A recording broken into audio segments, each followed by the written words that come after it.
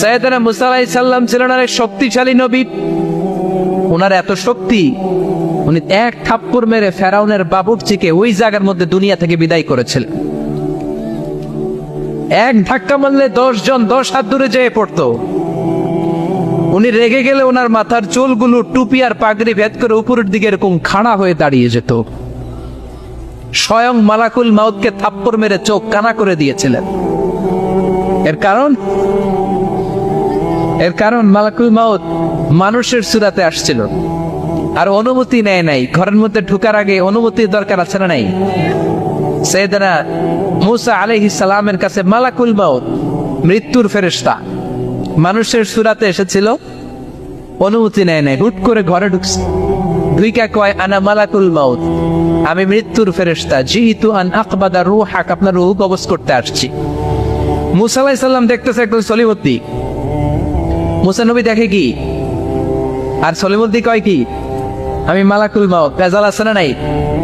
সাইয়েদনা মুসা আলাইহিস সালাম দেখে দিব্যি সাধারণ মানুষ, আর সে বলে আমি তোমার রূহ কবজ করতে এসেছি।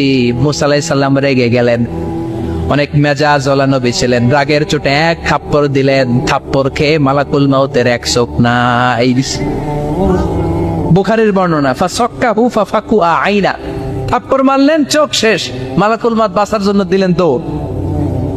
এক দৌড়ে আল্লাহর আদেশে আল্লাহর আরশে চলে গেলেন।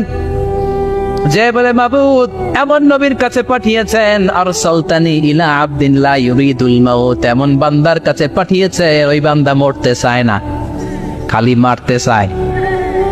কি করতে চায়? মরতে চায় না, মারতে চায়। দেখেন কি করছে আল্লাহ বললেন, ও মালাকুল মাউত ভুল করছো, সালাম দাও না, অনুমতি নাও না, মানুষের সূরাতে গেছো, আর নবীও সাধারণ নবী না, মেজাজ ওয়ালা নবী। ঠিক কিনা? চিন্তা করে লাভ নাই, আমি কথা বলবো। সাইয়েদনা মুসাকে আল্লাহ ডেকে বললেন, ও মুসা তুমি নাকি মরতে চাও না, খালি মারতে চাও। সাইয়েদনা মুসা বলেন, না মাবুদ আমি তো চিনি নাই, এটা যে মালাকুল মাউত আমি তো চিনি নাই, চিনলে তো তার গায়ে আমি হাত তোলার সাহস করতাম না। আল্লাহ বললেন, ও মুসা যাও, তাইয়াদাকা আলা মাতনি সাউর, ওই যে একটা গাভী দেখা যায়, ষাঁড় দেখা যায়, ওই গরুর পিঠের উপরে তোমার ডান হাতটা রেখে দাও। সাইয়েদনা মুসা আলাইহিস সালাম গরুর পিঠের উপরে ডান হাত রাখলেন। আল্লাহ বললেন, মুসা তোমার ডান হাতের নিচে গরুর যতগুলো পশম, প্রত্যেকটা পশমের বিনিময়ে তোমার 1 বছর করে হায়াত আমি বাড়িয়ে দিলাম।